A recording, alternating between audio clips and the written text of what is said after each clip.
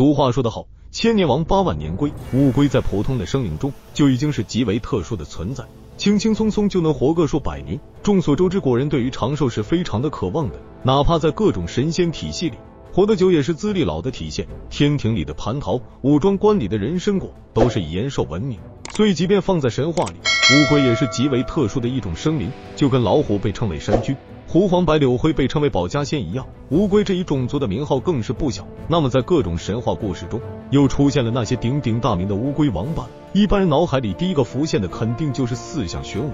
作为天之四灵，玄武掌控无尽的北方，是水神与寒冰之神。玄武又名天龟，是一种龟蛇合体的奇异神兽。古人对于长寿的乌龟总是有一种莫名的感情。天之四灵，青龙是华夏的图腾，凤凰与龙乃是并列的存在，龙凤呈祥。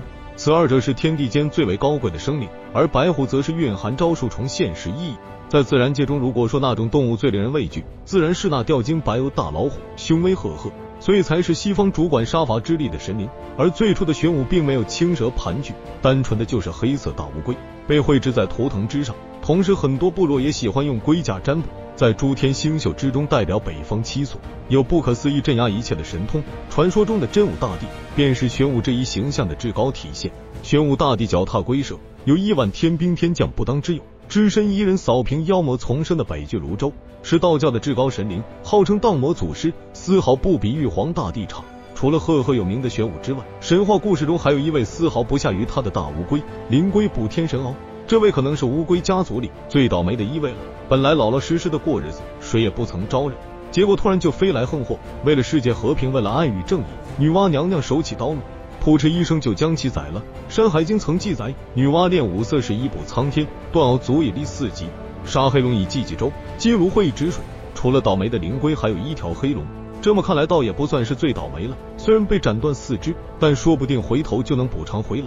这只补天神鳌可不一般，4肢既然能用来支撑天地，身体自然是大到不可思议。据竹书纪年记载，东海外有一座山，名曰天台山，是仙人居住的地方，可直通天庭。而天台山就坐落在神鳌的背上，女娲取了神鳌的腿，天台山没地方落，就被女娲移到了现在的山东地区。传说乌龟之所以能活得那么久，正是因为这位乌龟老祖宗的贡献，得到了大量的天地功德反馈，导致乌龟这一族轻轻松松就能活个上千年。当然有的必有失，女娲这么一斩，也斩断了龟族的通天大道。长生虽然容易，但想要位列仙班却是难上加难。不过即便不能去拿9天之上，乌龟一族也是不容小视。同样是赫赫有名的霸下，传说就是龙与龟的后代，龙生9子各有不同。这霸下传说乃是龙子中的老六，形象与其说是龙，不如说是一种奇特的龟，同样有着厚重的甲壳，喜欢负重，背下龟是也。古神话里面，霸下闲着没事就喜欢驮着3山5岳，在江河湖海里兴风作浪。大禹治水时收服了他，坐在霸下的背上，用息壤治理洪水。洪水治服后，大禹又担心霸下又到处撒野，于是搬来顶天立地的特大石碑，上面刻上霸下治水的功绩，叫霸下驮着。沉重的石碑压得他不能随便行走。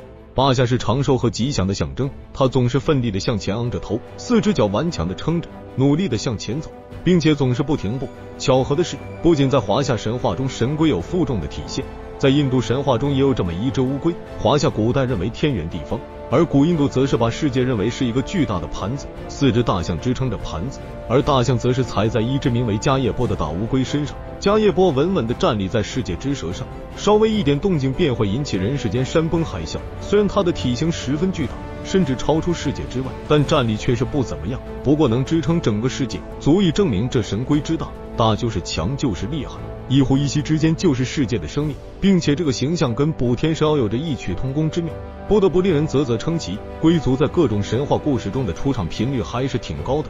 西游记通天河一难中便有一只千年老龟，它是通天河原本的主人，并不是天庭册封的河神，属于本土修炼成精的妖仙，常年居住在通天河，顺便保一方风调雨顺。可随着观音菩萨的宠物灵感大王的到来，老袁不仅被赶出了通天河水府，还挨了一顿揍。好在孙悟空请来观音菩萨，将此妖收服，老袁也回归了故里，并且报恩驮唐僧师徒过河。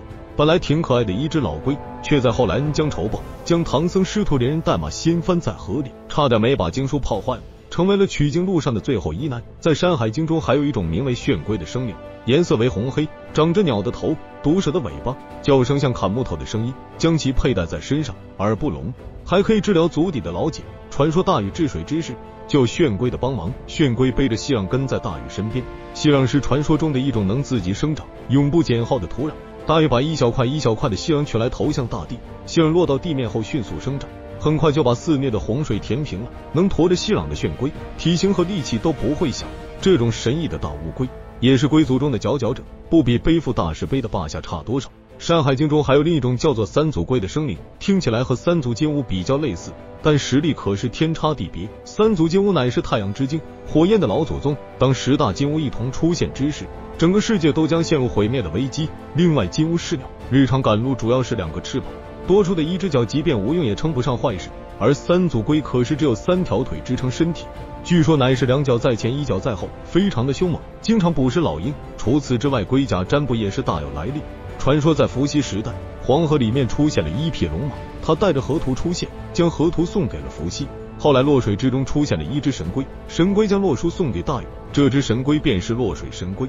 河图洛书乃是占卜一道的始祖法器，能预测世间万物的走向。伏羲之名虽然不像女娲盘古一样震撼人心，但他的位子却是不容人质疑，他是最早的人皇，是人族的文明始祖。传说契木华胥是在雷泽踩了一个巨大的脚印之后便怀孕诞下了伏羲。伏羲人手蛇身，乃是先天神圣，他观察天地变化，领悟了阴阳变化之理，创造了八卦之道。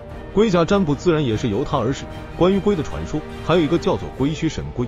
相传在大海的最深处有一处地方叫做龟墟，龟墟之地也有很多的仙山，其中就包括了方丈、瀛洲、蓬莱3座仙山。人们总是发现仙山飘忽不定，若隐若现。后来修道之人终于明白，仙山并不是在大海之中生长，而是出现在一只大乌龟的背上面。这是东海之神的想法，他让3个神龟轮流背负仙山，在大海之中出现。据说明太祖朱元璋征战天下之时，也曾得到神龟庇佑。一次朱元璋战败撤退到番阳湖，走投无路之际，一只神猿从水底浮现而出，带着朱元璋安全渡过鄱阳湖，并且施展法力掀起狂风巨浪，将追兵击退。此龟名为千年神龟，传说是东海龙王之子，拥有龙族血脉，所以对身居真龙之命的朱元璋很感兴趣。神话中的乌龟千万，你又是对哪一只产生了兴趣呢？本期神话故事就到这里，咱们下期继续。